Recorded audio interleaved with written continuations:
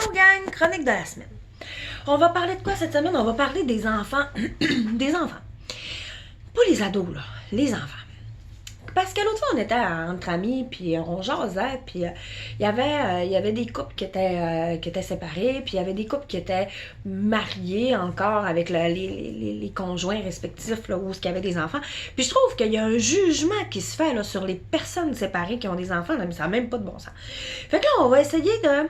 Pas d'arrêter les jugements, parce que ça, il va en avoir tout le temps, malheureusement. Mais on va essayer de faire comprendre un petit peu l'envers de la médaille. Parce qu'il y a toujours un envers de la médaille à une situation. Bon. Premièrement, quand on se sépare, c'est soit une fin de semaine sur deux ou une semaine sur deux qu'on a les enfants. C'est à peu près toujours ça. Moi, dans mon cas, je vais vous parler de moi personnellement. Dans mon cas, j'ai élevé mes enfants pas mal toute seule parce que mon ex-conjoint travaillait à l'extérieur, donc il prenait une fin de semaine sur deux ou des fois une fin de semaine aux 2-3 mois. C'est parce qu'il faut bien qu'il travaille, puis il travaillait à l'extérieur. Fait que ça, c'était ma situation, mais c'était convenu comme ça, puis il n'y avait pas de problème. Sauf que je m'en occupais 7 jours sur 7, 24 heures sur 24, toute seule.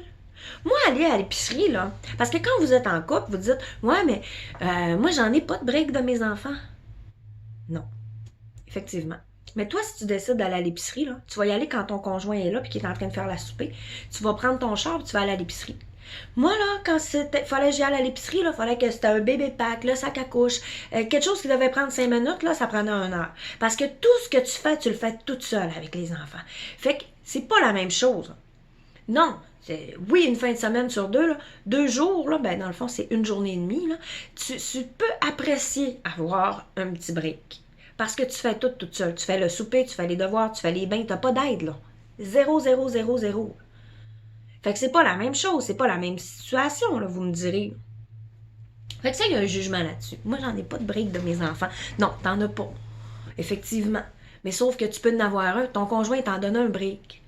Calcule toutes les breaks que t'as dans ta semaine que moi j'avais pas, là, ça fait ton break. Ça marche-tu, ça? Ça fait ça? Bon.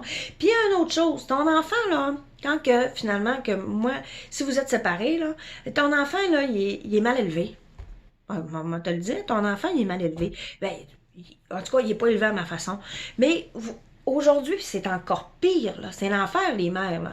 Hein? Vous élevez vos enfants comme si c'était les personnes les plus importantes sur la planète. Non! C'est les personnes peut-être les plus importantes dans ta maison, mais à l'extérieur de la maison, là, on s'entend-tu que c'est pas le prince Charles, là? Il est pas plus important que les autres, là. Fait que quand on arrive en couple avec ces personnes-là, puis la petite fille à papa, là, mettons, là, hein? Moi, déjà, en partant les enfants, ben de la misère avec ça, là, je vais vous dire, ben de la misère. Mais... pas les ados. Les ados, 13-14 ans en montant, là, ça va. Mais les enfants d'un jeune âge, là, qui a été élevé là, avec le sentiment d'importance exclusif, là, ça me fait chier, moi. Non, mais moi, mon père, là, je peux dormir avec lui dans le lit le samedi. Moi, mon père, il veut. Ben moi, tu vas aller dormir dans ta chambre avec un coup de pied dans le cul, ça fait-tu ça? Non, mais là, elle pourrait dormir avec nous autres. On faudrait laisser la lumière allumée parce que, tu sais, elle a peur dans le noir. Non, moi, je suis l'affreuse belle-mère. Non, pas l'affaire de mère. Dans la chambre. Ah oui, wake up. Ouais, mais c'est parce que moi, je veux pas faire dodo tout de suite. C'est parce que j'ai envie de prendre un verre d'eau, puis j'aimerais ça faire un autre petit pipi. Puis ben oui, viens voir, c'est parce que j'ai fait un cauchemar, puis j'aimerais ça dormir avec... Hey, dans le lit. Fini là. Non. C'est assez, là. Hein? Puis vu que là, le père, souvent, il les a une fin de semaine sur 2, il se sent coupable. Fait qu'il dit, oui, toi, ta petite princesse, là. Je me suis déjà assis dans le char en arrière, moi, là, la laisser en avant, là. Des estus de limite. Non.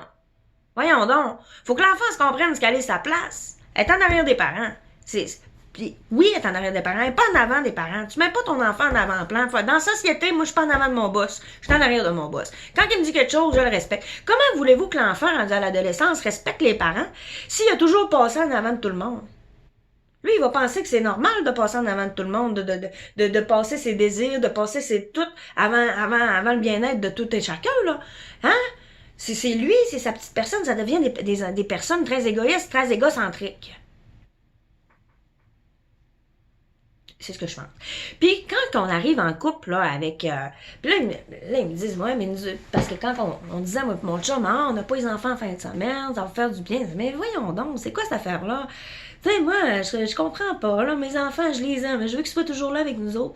Tu comprends pas, tu sais pourquoi tu comprends pas? Tu comprends pas parce que tu vis pas la situation. Toi, ton chum, là, tu l'as connu, tu avais 16-17 ans, tu l'as courtisé, vous avez eu des moments ensemble, vous avez bâti une vie par étapes. Quand tu tombes en couple, demain matin, là, avec quelqu'un qui a des enfants, quand toi, tu as des enfants, là, tu tombes à célibataire, à vie de famille, frette net sec. Moi, mon chum, là, quand on s'est côtoyé, là, on se côtoyait avec les enfants. Hein, on se côtoyait, il y avait un démêlé de personnes là-dedans, ça n'avait pas de bon sens. Fait que, on n'a jamais été célibataires ensemble. On est des parents. On est devenus parents, famille, tout de suite. Fait qu'on peut-tu, une fois par 15 jours, se dire, ben, on va profiter de notre couple, de tout seul à tout seul, parce qu'on l'a jamais vécu, ça. Il y a tellement de différences entre les deux, là, que je comprends pas les gens qui ont des jugements là-dessus. Voyez un petit peu plus loin, là. La situation est complètement différente. Tu peux pas dire, ouais, mais moi, mes enfants, ouais, mais moi, mes enfants. Moi, mes enfants, là, ils peuvent venir, même s'ils sont pas dans leur... Moi, ils vont pouvoir venir à n'importe quel temps. Non, tes enfants, ils peuvent pas venir à n'importe quel temps. Quand ils sont chez l'ex, ils sont chez l'ex. Puis c'est important de le respecter, ça. Un, parce que l'autre, faut qu'il voit, puis sinon, ça devient facilement manipulable, des parents. Fait que là, ça va être le bordel. Il y a des règles à respecter, puis c'est pas les besoins des enfants avant. Là, vous allez dire que c'est torsionnaire. C'est pas le besoin des enfants avant. Oui, on fait... En tant que parent, je l'ai toujours fait aussi, là. Mais je veux dire, c'est important qu'un enfant soit encadré avec des règles, puis qu'il soit respecté ces règles-là pour qu'il y ait un cadre, un encadrement, puis que ça ne devienne pas des petits tabarnaks. C'est ça que j'essaie de dire. Parce que je vais vous dire qu'il y en a une gang, là. C'est comme les mêmes parents, ça, qui à l'école, là, leurs enfants, là, ils font jamais rien de mal. C'est les petits colisses, là. C'est ceux-là que t'as envie de... Non, mais tu sais, t'aurais envie de les débrasser un peu, de dire hey, réveille-toi, là. Dans la société, c'est pas même ça marche, là. Non, mais ils sont tellement graciés et admirés qu'ils pensent que c'est le même dans la vie, puis quand ils le sont pas, ils font la crise du bacon, là. Puis c'est les mêmes parents qui vont à l'école, puis que leur enfant, mon Dieu, c'est de leur en bord, ils font jamais rien de mal, hein? Ils font jamais rien de mal. C'est tout le temps ceux-là qui écœurent les autres, par exemple, mais ils font jamais rien de mal.